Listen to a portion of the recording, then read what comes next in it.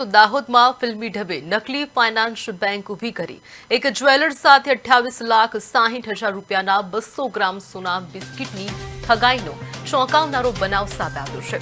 પ્રાથમિક માહિતી મુજબ બહાર ગામથી આવેલી ભેજાબાજ ટોળકીએ ગોધરા રોડ પર ભાડે જગ્યા લઈને બેંકનું સંપૂર્ણ નકલી સેટઅપ તૈયાર કર્યું હતું। ત્યારબાદ રથયાત્રામાં સોનું દાન કરવાનું હોવાનું કહીને મહાવીર જ્વેલર્સના સંચાલકને 200 ગ્રામ સોનાના બિસ્કિટ સાથે બોલાવવામાં આવ્યા હતા। આરોપીઓએ સોનું લઈને લોકરમાંથી રૂપિયા લાવવાનું કહી અગાઉથી બનાવેલા બીજા દરવાજાથી ફરાર થઈ ગયા હતા। વિશ્વાસ બેસાડવા માટે બેંકમાં ભરતીના ઇન્ટરવ્યુના બહાને ઉમેદવારોને કોમ્પ્યુટર પર બેસાડી અસલી બેંક જેવો માહોલ પણ ઊભો કરવામાં આવ્યો હતો। ઘટનાની જાણ થતાં દાહોદ પોલીસે સ્થળ પર પહોંચી તપાસ શરૂ કરી છે।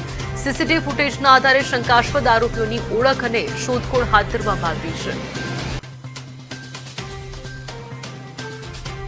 ફોન દ્વારા વાતચીત થાય છે અને એવું જણાવવામાં આવે છે કે દાહોદના ગોધરા રોડ પર આવેલી એક બિલ્ડિંગ છે, ત્યાં પોતાની ઓફિસ આવેલી છે અને ઓફિસની અંદર આપ અમને રથયાત્રાના દિવસે સોનું આપવા માટે આવજો અને જ્યારે તમે સોનું આપવા માટે આવશો ત્યારે અમે તમને ઓન ધ સ્પોટ એનું પેમેન્ટ કરી આપશું। આ પ્રકારની વાતચીતને ભરોસો આપી એ ડીલ નક્કી કરે છે।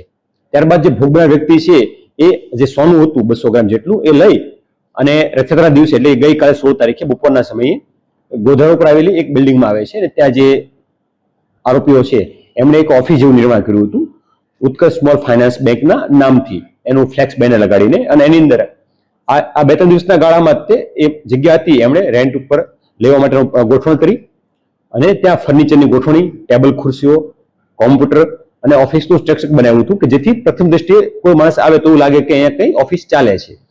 ઓફિસમાં ગયા બાદ આ વ્યક્તિએ જે સોનું હતું એ કીધું કે તમે સોનું આપી દો, હું મારા અંદરના રૂમની અંદર જઈ લોકરમાં મૂકી અને જે પૈસા કે તમારું પેમેન્ટ છે લઈને આપી દો આપને। એટલે એ ઓફિસ અંદરથી તે એક અંદર બીજું બારણું હતું જેથી અંદર જાય છે અને ત્યારબાદ થોડી વાર પછી જે લોકર રૂમ કહેતો હતો કથિત લોકર રૂમ, એ કથિત લોકર રૂમનો એક અન્ય પણ દરવાજો હતો પાછળની બાજુ, તો એ દરવાજાથી માણસ નીકળી અને પોતે ફરાર થઈ જાય છે। આમ વ્યક્તિ છે એમને સોનું લઈ લે છે એમની પાસેથી, પરંતુ એમને પૈસા આપ્યા વગર ત્યાંથી